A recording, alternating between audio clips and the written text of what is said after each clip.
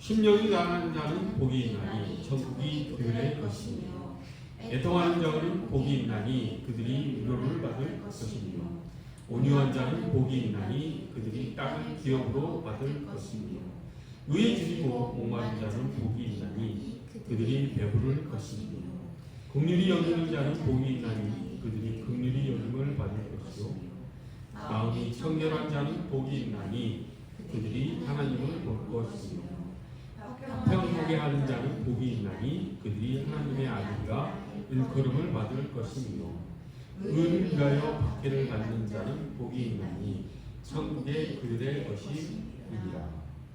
아멘. 팔복 근데 예수님께서 산상에 오르셔서 제자들에게 말씀하실 때 제일 처음 하신 말씀입니다. 너무 유명한 말씀이죠. 근데 이게 이 팔복이 8가지 복을 받는 사람들이 어떤 사람들인가 하면서 이제 가난한 자, 애통한 자, 온유한 자 이렇게 쭉 예수님께서 말씀하시죠. 그러면 이 사람들이 누구냐라고 하는 것에 대해서 많은 이제 사람들이 이것이 그리스도인의 성품이다. 세상 사람들과는 다른 그리스도인들이 가지는 그런 특성이다. 이렇게 이야기를 합니다. 맞습니다. 예수님께서는 여기 있는 이런 사람이 되어라 이렇게 말씀하신 것이 아니라 우리가 하나님의 자녀로서 받은 그런 특성, 성품이다. 우리가 부르심을 받았을 때 가지게 되는 세상 사람들과 다른 그런 특성을 예수님께서 말씀하시는 것이고 그들이 받는 복이 무엇인가에 대해서 이야기한 것으로 이야기들을 합니다. 맞는 그런 성경을 보는 눈이죠. 그렇게 보는 게 맞습니다.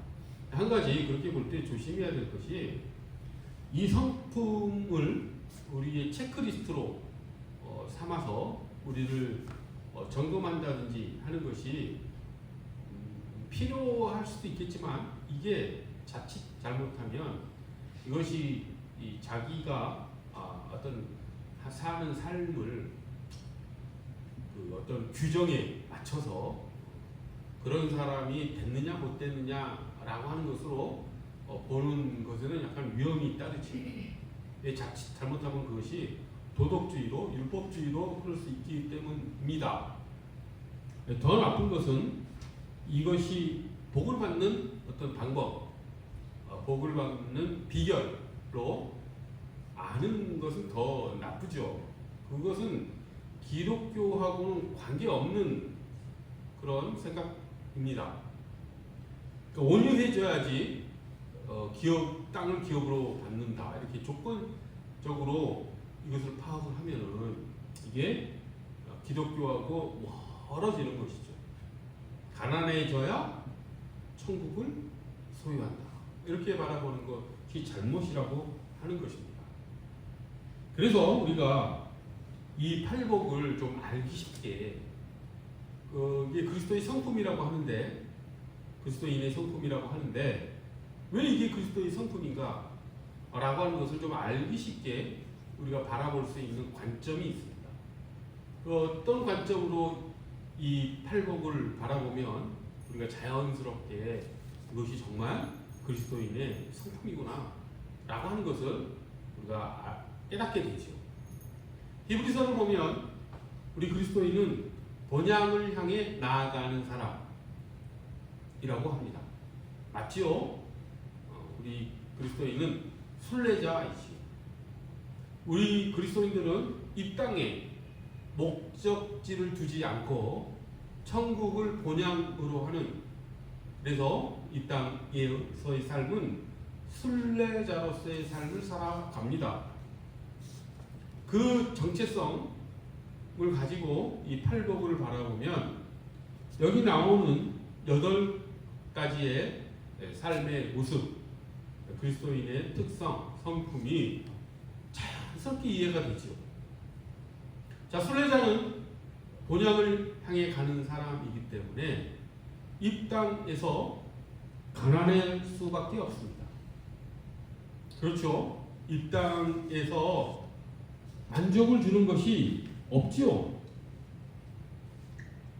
이 땅을 목적으로 하는 사람들은 어떻습니까? 그렇지 않죠. 이 땅에서 어떻게든 많이 가지려 하고 많은 것을 성취하려고 하고 이 땅이 마치 자기에게 모든 것을 줄 수 있는 곳인 것처럼 이 땅에서 만족을 추구하면서 살아갑니다. 그리스도인들은 그렇지 않죠. 욕심낼 것도 없지 않습니까? 그러니까 순례자로서의 그리스도인은 이 땅을 바라보면서 가난한 심령이 될 수밖에 없죠. 그리고 또 이런 관점도 있습니다. 우리가 이제 순례자로서 이 땅을 살아가는데 순례자라고 하는 정체성은 어떻습니까? 이게 이 땅에 어떤 정착을 하지 않고 계속해서 길을 가는 사람인데 본향을 향해 가는 사람들인데 결국 그 순례자가 가고자 하는 곳에 누가 계십니까? 하나님이 계시죠. 그 하나님을 의지하는 마음이 당연히 순례자에게는 빨리 가고 싶어하는 그분께 마음이 있겠죠. 그러니 마음이 가난할 밖에 없습니다. 하나님만이 우리를 충족시켜주고 우리를 충만케 해주시는 분인데 이 땅에서는 그것을 우리가 온전히 충만히 가질 수 없기 때문에 가난한 것이죠. 그래서 순례자는 끊임없이 이 땅에서 살아가는 동안 하나님을 어떻게 해서든지 더 의지하고 이 순례길을 가고자 합니다. 순례자의 정체성으로 바라보면 이렇게 가난한 것은 그냥 자연스럽게 가지게 되는 성품인 것이죠. 애통하는 자도 마찬가지이지 않겠습니까? 왜 순례자는 애통합니까? 세상을 바라보며 이 땅을 최종 목적지로 알고 살아가는 사람들을 보면 얼마나 안타깝겠습니까? 저 사람들이 추구하는 것이 다가 아닌데 저것이 저 사람들을 온전히 충만케 해줄 수 있는 것이 아닌데 저들이 목표로 하는 그것을 저들이 충족한다 하더라도 그것을 성취한다 하더라도 그들의 마음이 그것이 충만해지지 않을 텐데 그리고 그 과정에서 그것은 거짓이죠. 어떤 헛된 것을 추구하는 그 사람들의 삶에는 당연히 이제 죄가 들어올 수밖에 없죠. 죄라는 것은 하나님과의 단절된 관계에서 나오지 않습니까? 세상을 목적으로 살아가는 사람들에게 하나님이 계시지 않기 때문에 그들은 죄의 길로 빠질 수밖에 없습니다. 그러니 얼마나 애통하겠습니까? 순례길을 가는 사람의 입장에서 세상이 그렇게 헛된 것을 추구하며 살아가는 모습을 볼 때 얼마나 애통하겠습니까? 그런 면에서 그리스도인은 애통할 수밖에 없는 존재인 것이죠. 자기 자신을 바라볼 때 애통하는 마음이 들기도 하지요. 자기가 하나님과의 관계를 잊고 내 힘과 내 능력으로 살려고 하다가 죄의 길에 빠지는 자기 모습을 바라보며 또한 애통할 수밖에 없는 것이 순례자로서의 어떤 정체성을 잃고 살아가는 자기를 돌아봤을 때도 애통해지지요. 그리고 온유한 자가 순례자는 될 수밖에 없습니다. 왜 그렇겠습니까? 모든 여행이 그렇지만 여행 중에는 예기치 않은 일이 벌어지고 어려운 일이 벌어지지요. 심한 경우에는 가진 것을 다 잃어버릴 수도 있는 그런 난감한 상황에 벌어지지 않습니까? 그렇게 여행을 하다 보면 고초와 고난, 어려움 등이 닥치게 되는데 그때 순례자는 어떻게 됩니까? 더 하나님께 의지하고 자기 성품이 이게 내 힘으로만 이루어지는 것이 아니라는 것을 알죠. 그러면서 그 고난과 고초로 인해서 내 성격이 다듬어지죠. 성경에서 말하는 온유함이란 무엇입니까? 하나님께서 우리를 다듬어 주신 품성이 온유주요. 이게 그냥 마음이 약하고 어떻게 온순하고 그런 타고난 성품이 온유가 아니라 타고난 성품이 어떤 것이든지 하나님께서 만들어주신 성품이 온유이지요.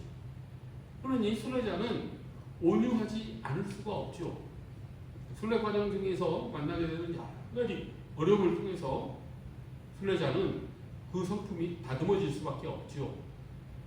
그리고 그 순례를 하면서 그 땅을 목적으로 하는 사람들과 계속해서 싸우며 갈 수는 없지 않습니까? 온유함으로 그들을 대해야 하겠지. 그러니까 이 온유함도 이 순례자의 정체성으로 바라보면 자연스럽게 나타나는 가지게 되는 성품인 것입니다.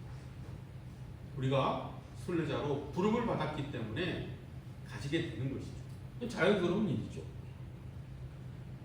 네 번째 특성이 이제 의에 줄이고 목마른 자는 또 복이 있다고 하지 않았습니까? 이것은 더 이상 설명할 필요가 없어요.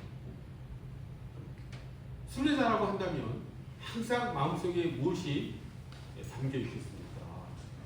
당연히 하늘, 본향, 하나님을 갈망하고 그것을 추구하는 그런 마음이 가득하겠지요.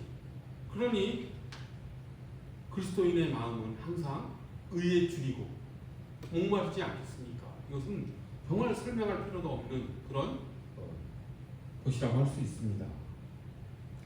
우리는 이 땅에 살면서 그런 마음들을 많이 갖지 않습니까?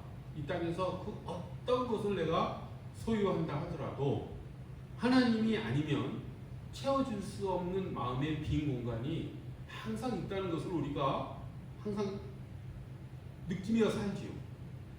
하나님이 아니면 채워줄 수 없는 마음의 한 자리가 우리에게 있습니다. 그 마음의 한 자리, 하나님만이 채워줄 수 있는 그 마음의 공간이 우리를 항상 줄이고 배고프게 하지요. 그 하나님이 의인 것이죠. 그 하나님을 항상 우리가 그리워하고 그 하나님이 나를 충만케 해주시기를 바라는 그 갈망이 우리를 항상 이 땅에서는 배고프고 목마르게 하는 것이죠. 그러니 의에 줄이고 목마른 자는 우리가 그리스도인으로 부르심을 받아 순례의 길을 가는 우리에게 나타날 수밖에 없는 특성입니다. 우리가 이렇게 되고자 애써서 되는 게 아니라고 하는 것을 꼭 우리가 깨달았으면 좋겠습니다. 이게 복음의 가장 중요한 본질 중에 하나입니다. 우리가 무엇을 해서 애를 써서 이런 사람이 되는 것이 은혜가 아니라고 하는 것이죠. 우리는 이미 은혜로 부르심을 받아서 하나님의 자녀로서의 성품을 부여받아서 살아가는 존재이라고 하는 것. 그것이 기독교의 본질이죠. 그런 측면에서 이 팔복의 8가지 삶의 모습을 우리는 계속해서 바라봐야 하는 것입니다. 5번째 특성이 이제 긍휼히 여기는 자라고 되어 있지 않습니까? 이것도 그렇게 설명이 많이 필요 없지요. 우리는 하나님의 긍휼히 여기심을 받고 하나님의 자녀가 된 사람들입니다. 그 무엇보다도 예수 그리스도의 십자가의 은혜를 긍휼히 여김을 우리가 받고 태어난 그런 존재들이지요. 우리가 긍휼히 여김을 받아 하나님의 자녀가 됐으므로 당연히 우리는 긍휼히 여기는 자가 되어야 되지요. 우리가 예를 써서 그렇게 되는 존재가 아니라 그런 존재로서 우리가 자연스럽게 살아가게 된다라는 의미입니다. 긍휼히 여기는 자, 그것이 그리스도인의 정체성, 즉 긍휼히 여김을 받았으니 그렇게 된다라고 하는 것입니다. 또 마음이 청결한 자가 그리스도인이라고 하지 않습니까? 왜 그런지도 그렇게 깊은 설명이 필요 없습니다. 우리가 순례자로서의 관점으로 이 마음이 청결한 자를 바라보면 우리의 목표가, 우리의 목적이 이 땅에 있지 않기 때문에 우리 마음에 욕심이 생길 여지가 없지요. 그러니 마음이 깨끗하고 청결할 수밖에 없지요. 그러면 우리 마음이 깨끗해지고 청결해지면 이 세상에 대한 목적과 그런 욕심이 사라져버리고 마음이 깨끗하고 청결해지면 우리 마음은 자연스럽게 어디를 향하겠습니까? 불순물이 다 제거되고 나서 아주 순수한 마음으로 우리가 무언가를 바라본다면 무엇을 바라보겠습니까? 하나님을 바라보게 되죠. 그래서 순례자는 이 세상에서 욕심이 없고 따라서 청결해진 마음으로 하나님을 볼 수 있는 것입니다. 그리고 화평케 하는 자, 이제 평화를 추구하는 삶을 살 수밖에 없죠. 우리가 이 땅에 목적지를 두지 않은 순례자라면 우리가 어떻게 살아가는 것이 가장 지혜롭겠습니까? 다른 존재들과 평화롭게 내 권리를 주장하는 것이 아니라 하나님을 목표로 하는 삶이기 때문에 내 권리를 얼마든지 내려놓을 수 있죠. 싸울 필요가 없습니다. 경쟁할 필요가 없죠. 내 것을 더 움켜쥐려고 아둥바둥할 필요가 없습니다. 자연스럽게 그의 삶에는 평화가 나타나게 되어 있지요. 그러다 보면 우리가 8번째 특성이 나타나는데 핍박받는 자로서의 또 이 땅에서 살아갈 수밖에 없는 그런 특성이 나오죠. 왜 그렇습니까? 세상은 우리가 그리스도인의 정체성을 가지고 살아갈 때 그게 아마 싫을 것입니다. 저 사람들이 추구하는 삶의 모습이 자기들과 다르다라고 하는 것에서 그들은 그리스도인이 그렇게 달가워 보이지 않지요. 그래서 필연적으로 그리스도인들은 세상에서 박해를 받고 핍박을 받는 그런 순간들이 찾아옵니다. 물론 세상 사람들이 그리스도인들을 보고 존중하는 마음도 들고 하는 때도 있지만 그렇지 못할 때도 또 있다라고 하는 것이죠. 냉탕과 온탕을 세상은 그리스도인에게 왔다 갔다 하며 보여줄 수 있는 것이죠. 세상이 항상 그리스도인을 존중하지 않고 또 세상이 핍박하고 박해하는 때도 있음을 우리가 그리스도인으로 살아가면서 겪게 됩니다. 그렇기 때문에 8번째 특성, 핍박받는, 박해를 받는 의로 인해서 그것이 또 그리스도인의 당연히 이 땅에서 순례자로서 살아갈 때 나타나는 것이라고 하는 것입니다. 자, 이처럼 팔복에 나타난 8가지 사람의 모습은 우리가 본향을 목적으로 하고 순례자로서 살아갈 때 가지게 되는 자연스러운 성품이라고 하는 것. 그렇게 바라보면 이 팔복에 나타난 8가지 삶의 모습을 우리가 애써서 그것을 쟁취하는 것이 아니라 우리가 이미 하나님께 순례자로서 부르심을 받았을 때 가지게 되는 그런 특성이자 성품이라고 하는 것을 우리가 알 수 있게 됩니다. 그런데 하나님께서는 또 여기에 놀라운 복을 약속하시죠. 어떻게 약속을 하십니까? 천국이 그들의 것입니다 라고 첫 번째 복을 주시고 그 다음 8번째도 같은 복을 주시죠. 천국이 그들의 것입니다. 그러니까 이 천국을 너희가 소유한다라고 하는 이 약속이 첫 번째와 8번째에 다 문을 열고 문을 닫음으로 이렇게 구조가 되어 있죠. 그리고 또 하나 시제, 동사의 시제를 유심히 보면 첫 번째 천국이 그들의 것임이요. 그리고 마지막도 천국이 그들의 것임이요. 이게 현재형이죠. 그러니까 하나님으로서 하나님께 부르심을 받는 순간 우리는 이미 어떻게 된 것이라고 하는 것입니까? 현재형으로 우리는 하나님의 자녀로서 천국이 우리 것이다 라고 하는 그런 복을 이미 받은 것입니다. 그래서 동사의 시제가 현재형이죠. 그런데 이제 두 번째부터 일곱 번째까지는 다 미래형입니다. 위로를 받을 것이요, 기업으로 받을 것이요, 배부를 것이요, 역임을 받을 것이요, 이렇게 미래형으로 되어 있습니다. 즉, 첫 번째, 여덟 번째 복은 이미 우리가 하나님께 부르심을 받는 순간 우리는 천국 시민으로서 정체성을 받았다라고 하는 확실한 그런 하나님의 약속을 우리가 알 수 있는 것이고, 거기 나와 있는 나머지 복들은 이제 미래의 천국에서 온전하게 나타나는 어떤 열매인 것이죠. 이것을 우리가 쟁취해야 될, 우리가 이렇게 살아서 하나님께로부터 복을 받아야 될 것으로 파악해서는 또 안 됩니다. 이 복은 어떤 것이냐면 이런 것입니다. 농부가 씨를 뿌리면 그 씨는 열매가 맺지요. 그 씨가 열매가 되는 것은 100% 확실합니다. 뿌린 씨대로 그 열매가 거둬지지요. 우리는 하나님께로부터 부르심을 받아서 이 땅에 심겨진 씨앗입니다. 그리고 하나님께서는 그 씨앗이 결실을 맺어 열매를 맺게 될 때 이런 열매를 맺게 될 것이다 라고 지금 이야기한 것이죠. 그러니까 거기 나와 있는 순례자로서의 8가지 성품은 씨앗입니다. 씨앗. 각각 어떤 열매를 맺는 씨앗이다?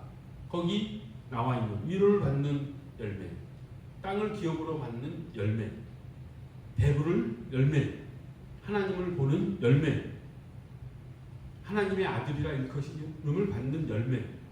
이것을 하나님께서는 우리에게 씨앗으로 이미 뿌려주시고 우리가 본향에 가서 얻게 될, 우리가 맺게 될 그 풍성한 열매가 하나님께서 주시는 복이라고 하는 것이죠. 이것도 역시 그러므로 우리가 애써 쟁취해야 될 어떤 것이 아닙니다. 이미 우리 안에 그 복은 어떻게 되어 있는 것입니까? 씨앗이 열매를 100% 확실하게 맺어내듯이 우리도 그리스도인으로 순례자로서 부르심을 받아서 우리가 본향에 가게 되면 자연스럽게 맺어질 열매라고 하는 것이죠. 이것도 인과관계가 이렇게 서로 잘 어우러지지요. 한번 두 번째부터 쭉 한번 어떤 우리가 열매를 맺게 되는지 한번 살펴보기를 원합니다. 애통하는 자는 복이 있나니 그들이 위로를 받을 것이다. 이 땅에서 순례자로서 살아가면서 겪게 되는 어쩔 수 없는 그 애통함이 천국에서는 어떻게 된다는 의미입니까? 위로로서 열매를 맺게 되죠. 더 이상 애통함이 이제 존재하지 않는 것이 천국이라고 하는 것을 하나님께서는 복으로 약속하십니다. 온유한 자는 복이 있나니 땅을 기업으로 받을 것이다. 기업이 무엇입니까? 그리스도인에게 기업은 하나님이죠. 하나님이 우리의 기업이십니다. 그러니까 우리가 온유해지면 이 조건이 아니죠. 온유하게 우리가 이 땅에서 하나님께 다듬어지면 우리는 어떻게? 하나님을 우리는 받는다라고 하는 것이죠. 우리가 우리 성품이 어떻게 점점 다듬어진다고 합니까? 온유해지게 다듬어지죠. 온유라는 뜻 자체가 타고난 성품이 아니라 연약한 성품이 아니라 하나님에 의해서 다스려지는 성품이 온유라고 하지 않았습니까? 우리가 순례길을 가면서 자연스럽게 더 깊이 온유해지면서 우리는 하나님을 기업으로 받게 되는 것이죠. 의지리고 목마른 자가 결국은 어떻게 됩니까? 배불러진다라고 하는 것도 자연스러운 열매이죠. 긍휼히 여긴 자가 긍휼히 여김을 받는다도 자연스러운 열매입니다. 아까 설명했듯이 마음이 깨끗한 자는 하나님을 볼 수밖에 없죠. 마음의 불순물이 제거되고 나서 결국 우리가 바라보는 것은 하나님이다라고 하는 것. 자연스럽습니다.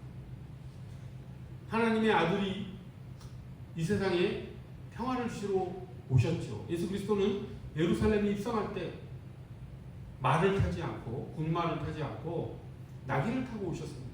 평화의 왕으로 오셨죠. 그 예수 그리스도의 삶을 우리가 이 일을 통해서 또 깨달을 수 있습니다. 우리 또한 예수 그리스도의 제자로서 그런 하나님의 아들이 된다라고 하는 것이지요. 이렇게 하나님께서 주님께서 약속하신 이 복은 이미 우리 안에 내재되어 있는 그런 씨앗으로서 맺게 될 어떤 열매들이다라고 하는 것도 우리가 깨달을 수가 있습니다. 산상수훈에서 예수님께서는 팔복을 통해서 우리가 이렇게 살아라라고 말씀하지 않으셨습니다. 이렇게 살아야 너희가 복을 얻게 될 것이라고 말씀하지도 않으셨습니다. 너희가 이런 성품을 가져야만 한다라고 얘기하지도 않으셨지요. 그리스도께 부르심을 받아 천국을 향해 걷는 사람에게 이 팔복에 나와 있는 사람들은 그냥 주어진 것이라고 하는 것. 그것이 복음입니다. 우리 노력과 힘에 의해서 얻게 되는 것이 아니라고 하는 것. 주님이 이미 우리에게 주신 것이라고 하는 것. 팔복은 천국에 들어가기 위한 조건표가 결단코 아니라고 하는 것입니다. 천국을 향해 걷는 순례자의 현재와 그 순례가 하나님 나라에서 어떻게 완성될지를 보여주는 그런 말씀이죠. 씨앗과 열매로서 우리가 하나님의 순례자로서 얻게 되는 것이라고 하는 것. 그것이 팔복의 이야기입니다. 우리는 아직 그 순례의 여정 가운데 있습니다. 그래서 아직 가난하고 아직 애통하고 아직 은혜 치르고 목마릅니다. 그러나 우리가 걷는 길 끝에는 이미 약속된 나라가 있습니다. 우리는 천국을 얻기 위해서 순례하는 것이 아니고 이미 천국에 속한 자로서 본향을 가는 자입니다. 그 열매는 천국에서 풍성히 결실되어질 것입니다. 기도하겠습니다.